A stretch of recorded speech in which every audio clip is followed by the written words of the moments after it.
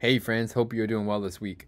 So we're going to cover actually the remaining lessons in November in this one video because obviously next week is Thanksgiving and probably won't get a video out until the next week and I'll be out of town most of the week. So we're going to cover both the lesson on Christ the King and the lesson on John the Baptist.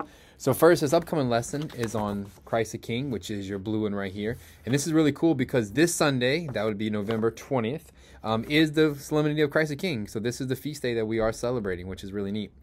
So I would really encourage you to do this lesson kind of before or after it so that you can really connect it to what's happening in the liturgy at Mass on Sunday. So as always, you get some background information right here, so make sure you read through that before your lesson begins. And then the lesson begins actually around here, talking about Jesus as our King. It continues on to page 2 with more information. And then over here, it'll actually focus on what is called the triple office of Jesus. And all of us, when we are baptized into the 3 offices of Jesus as priest, prophet, and king. And this gives you a really cool reflection on how we can talk to our kids about what that means. How as a priest that we're meant to offer sacrifice with our lives. As a prophet that we are meant to speak about God out in the world. And as a king that each of us, no matter how big or small, are given some small domain of creation to rule over, even if it's just ourselves. And how do we glorify God through that domain? So the next page here kind of finishes up the teaching, and then you'll be kind of begin an activity down here where you'll have some crowns. And these are the crowns you actually will cut out and utilize for the activity that's given to you here on page 7. And it's just a fun way for you to read some scripture and talk about how Jesus is King. And then on the last page, it's some ideas, to share.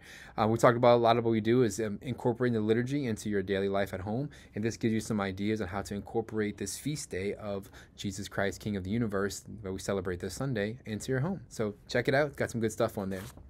The next week, we're going to be covering the lesson on John the Baptist. And this is really a lesson about prophets, which is pretty neat because obviously with the season of Advent coming around, this should coincide with Advent beginning. Advent is this time of the year where we await for Jesus's birth. So we look at some of the prophets and the things that were said in the Old Testament about the Messiah and how we look forward to them.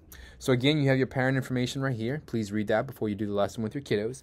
And then we begin down here a discussion about John the Baptist and the major prophets and who they were a little bit, particularly speaking about Isaiah. So the information goes here as well over here. So this is actually a little bit shorter of a lesson, so pretty quick.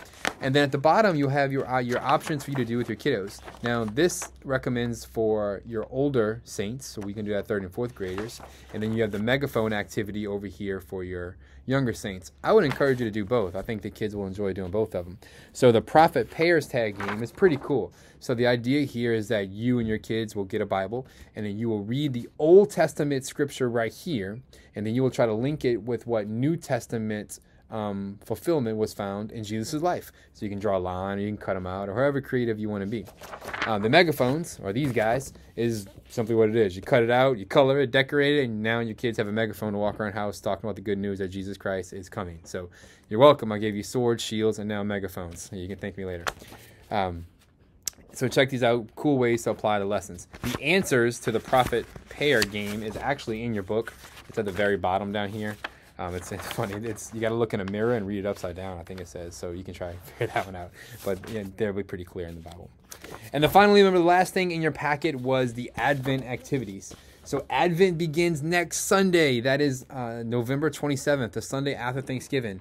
This awesome time of the year where we get to celebrate the coming and waiting for Jesus to come. It's cool because we have the secular world that's really kind of celebrating Christmas already, but as Catholics, we kind of get both, right? We get Advent, and after that, we get to keep celebrating Christmas for a few more weeks. So make this time special for your family.